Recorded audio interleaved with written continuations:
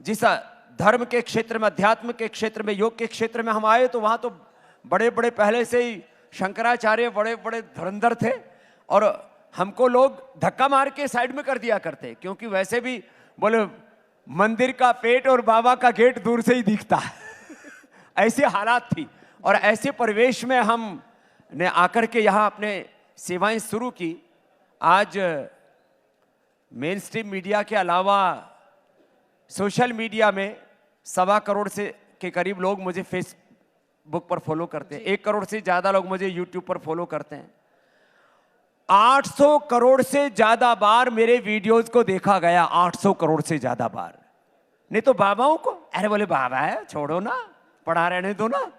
अब कहते हैं अरे बाबा है जरा देखो ना क्या बोल रहे हैं। तो ये चीज करने के लिए यदि मैं पहले बच्चा था तब 5 बजे उठता था, गुरुकुल में गया तब 4 बजे उठता था, तो आज मैं 3 बजे उठता हूं।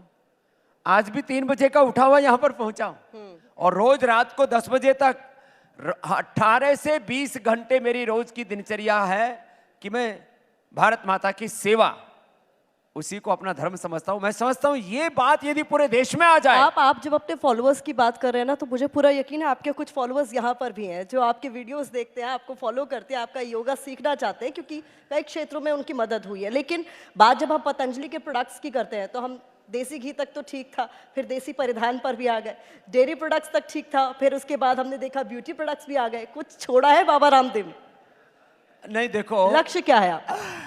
लक्ष्य है ये भारत विश्व की राजनीतिक महाशक्ति बने, आर्थिक महाशक्ति बने। हम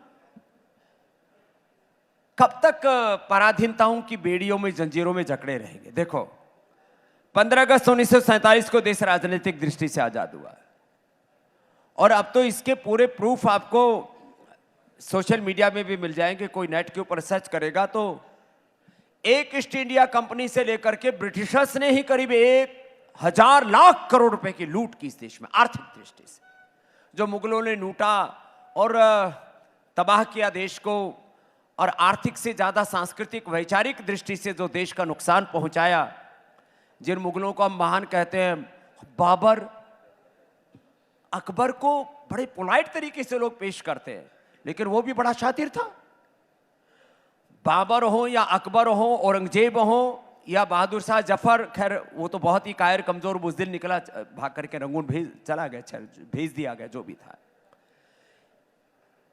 बाबर से लेकर के, अकबर से लेकर के औरंगजेब तक आप देखिए जरा, हजारों हजारों देश की मां बहन बेटियों को हरमों में रखा करते थे जी।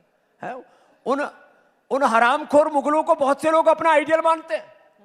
तो मैं समझता हूं इस देश के अंदर हमें आइडियल मानना चाहिए भगवान राम को, भगवान कृष्ण को, हनुमान को, शिव को, गौतम कणाद, जैमिनी, पाणिनि, पतंजलि को, भगवान बुद्ध को, महावीर को, और अपने पूर्वजों को आदर्श मान करके उन पूर्वजों की तरह हमें पुरुषार्थ करके ना, वो प्रतिभान गढ़ करके देश के लिए योगदान देना चाहिए। और मैं उसको दे रहा हूं और ये कह रहा हूं कि मैं एक सन्यासी होकर के जिसको कुछ नहीं चाहिए वो इतना कर रहा हूं, तो भाई आपके तो बाल बच्चे भी, आने वाली पीढ़ियां भी है, आप कुछ करोगे तो आपके कुलवंश का गौरव बढ़ेगा।